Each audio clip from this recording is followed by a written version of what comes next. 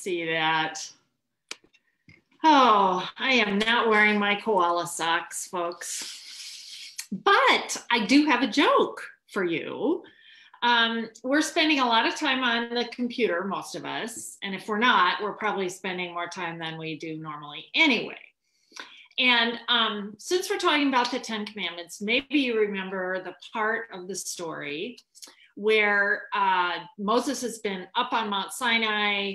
God is giving Moses these commandments. Moses comes down, and the people of Israel have created a golden calf, and they're worshiping the calf instead of remaining faithful to God. And Moses is so angry, he smashes the stone tablets with the Ten Commandments on them. And do you know what he said after he did that? Anybody know? It's okay. I have a backup in the cloud. Wah, wah, wah, wah, wah. I got Gretchen to laugh. That's good. Well, the Ten Commandments don't very often make us smile. They're all about thou shalt not, God's kind of deal breakers. But do you know how they actually begin? We had a little of it today in our scripture, but even before that, God tells the Israelites, you've seen what I did to the Egyptians, how I bore you on eagle's wings and brought you to myself. Now, therefore, if you obey my voice and keep my covenant, you shall be my treasured possession. I am the Lord, your God, who brought you out of the land of Egypt and out of the house of slavery. So, wait. The commandments don't actually begin with a commandment, they begin with a story. It's as if God is saying, come closer. I have a story I want to be sure you know. Do you remember when you were slaves, when you were nothing more than beasts of burden for Pharaoh in Egypt? Now you're free. Well, this story, God says, it's not just about you. It's about me too. Because God says, I'm the one who heard you moaning and saw you suffering before you knew anyone could hear you. I had compassion on you before you even asked me. I took on Pharaoh 10 times, plague after plague, before you knew there was hope. And now, before I command you to do a thing as my people, I want you to remember this story of how I have loved you enough to step in and work so hard to free you and enable you to live fully. I am your God of grace.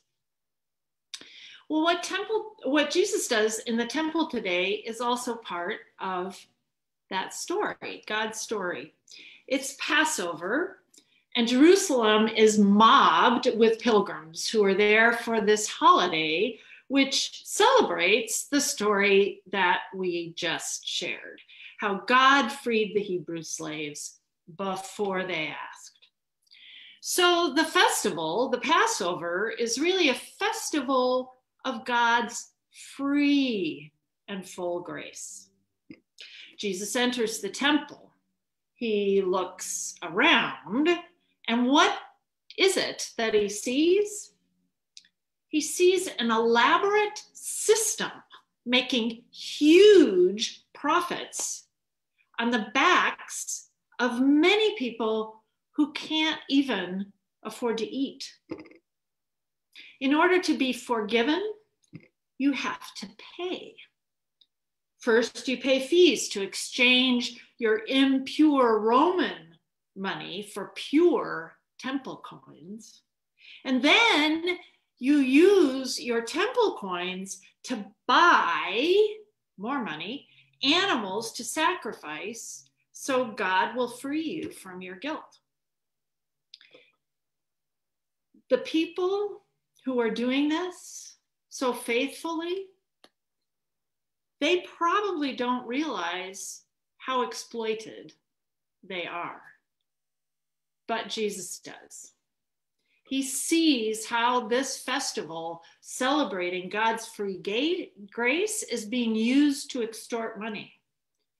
So, like God subduing Pharaoh before the Hebrews knew they could hope for that, Jesus upends the whole temple system to set people free. Take these things out of here and stop making my Father's house a marketplace. God's story continues in our own country. Have any of you watched the PBS series on the Black church?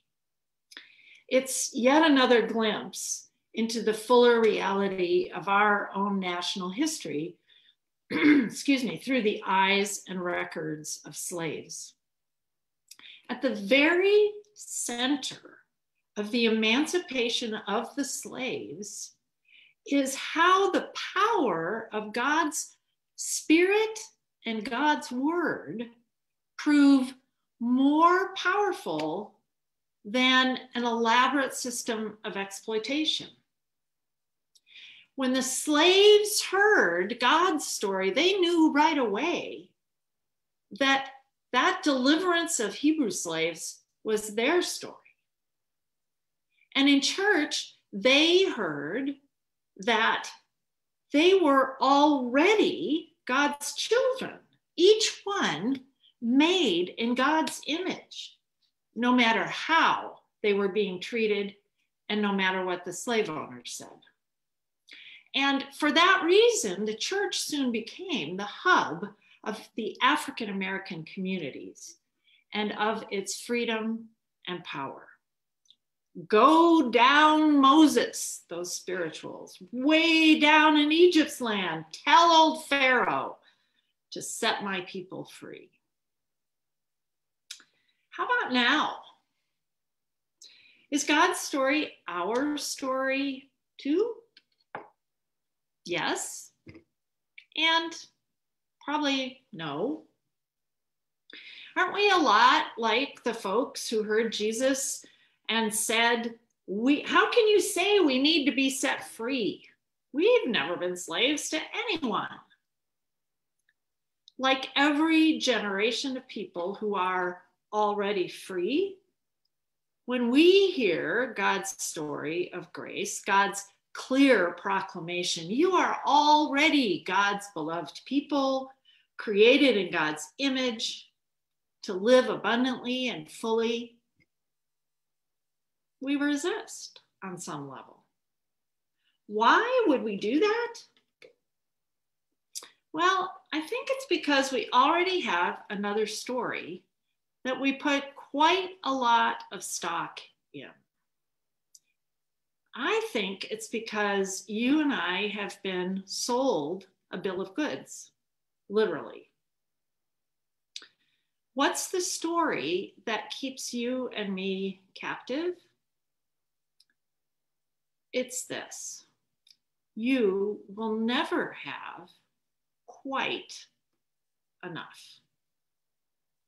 Not quite enough to be absolutely sure you won't be a burden to your children.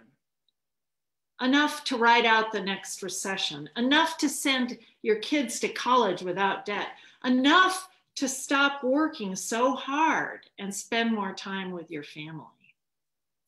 Did you know that today's productivity is 5 times what it was in 1950?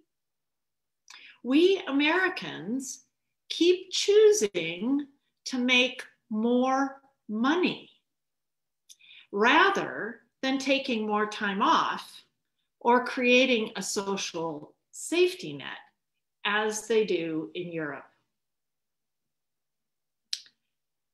It's not that nice trips and summer homes or savings accounts are wrong. It's just that if we're telling ourselves we can't do without them, you and I are believing the wrong story. It's incredibly difficult to believe God's story, that God is our God, providing all we need, even in our wilderness times, and leading us to fullness of life. And so we buy into the story of not ever quite enough.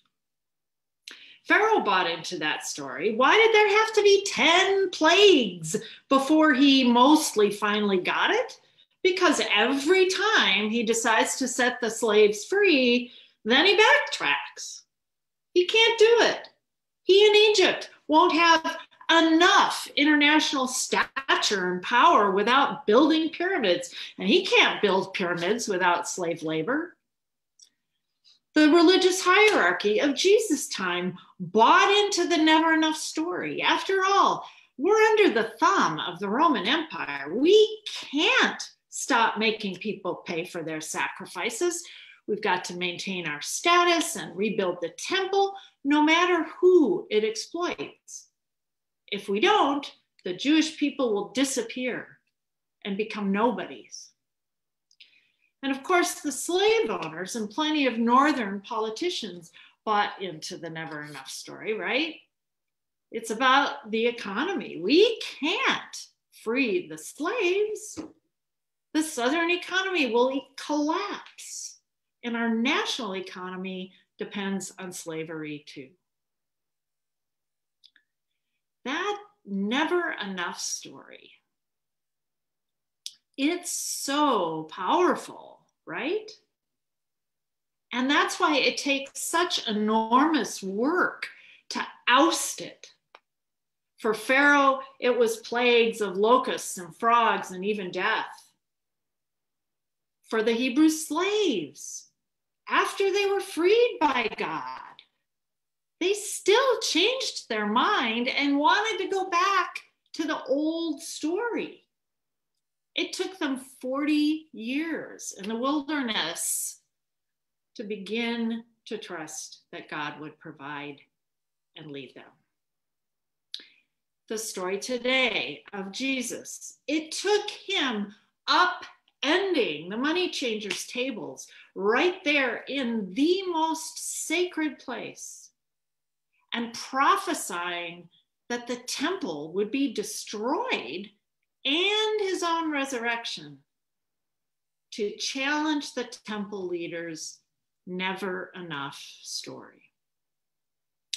As for slave owners, well, we are still working on that one, aren't we? So, which story do you believe most deeply, friends? Is it the never enough story, or is it God's story? I am the Lord your God, who brought you out of Egypt as on eagle's wings. Do you believe the economic vision of the future, which promises security, but also predicts a popping bubble and all kinds of other unsettling economic indicators? Or do you trust God's vision that God is already moving in history to bring about greater wholeness and shalom and a world where fewer and fewer people are shamed, eliminated, or rejected, to borrow Dana Wright's words from this morning's class? God's story, God's vision is so wonderful. Why wouldn't that be the story we believe most deeply? Well, that other story of not enough is everywhere. It's all around us and in us. And like Pharaoh and everyone who believes we're already free, it can seem more compelling than God's story of true fullness of life not just for us, but for all people. And here's another reason we resist trusting that story. Most of us, on some level, don't want to know what we really know, because if we did know it, we would have to change. I'm going to say that again. Most of us don't want to know what we really know. And I would say that's God's story. Because if we did know it, we would have to change. Personally, on occasion, Jesus is needed to come along and overturn my economic life, like he did in the temple, for me to trust God's story more deeply. Maybe these days we need some jolt of reality about the gap between our comfort and so many other people in misery, in refugee camps in Sudan, and in tents on the streets of our own city.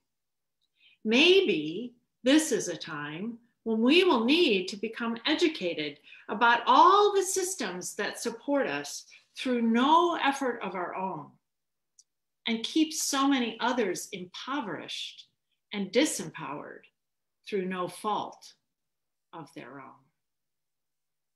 Whatever it takes for you to grow into believing God's story more deeply, Lent is a great time to work on it and to practice it. God might be calling you through the Lenten practice of fasting to take a break from your not enough habits of spending, of accumulating, of splurging, and most of all, of fearful worrying. Is God calling you to rediscover the delight of trusting God's abundance by generously giving to something or someone who will help offset or dismantle the never enough system? A friend and his wife decided they wanted to downsize and give away all kinds of things. And they decided, we don't want to send it on eBay. We want to give it away to our friends and neighbors and family. And now when they go visit, they get to enjoy things in a new way. They had plenty. They had more than enough when they began, and they have more than enough now, along with a great deal of joy and gratitude. Another friend told me when I mentioned this sermon, I exercise abundance by giving. It's like lifting weights. I grow in abundance through generosity. Isn't that great? Not all that different from what Jesus says. If you want to find your life, give it away for my sake and the sake of the gospel. That story, God's story, brings with it a deep, gracious peace that comes from knowing God provides. Not enough just to squeak by, but to fulfill us to overflowing goodness. This Lent, how about if you come back to God's story, to that glorious, deeply true story for you and for me and for all humankind. Because truly, it's not the economy that determines all that matters. It's grace, beloved. Humanity unconditionally beloved by God. When trusting God's grace is the first fact in all my living, I remember enough is not my doing. It's God's. And that is enough. Amen.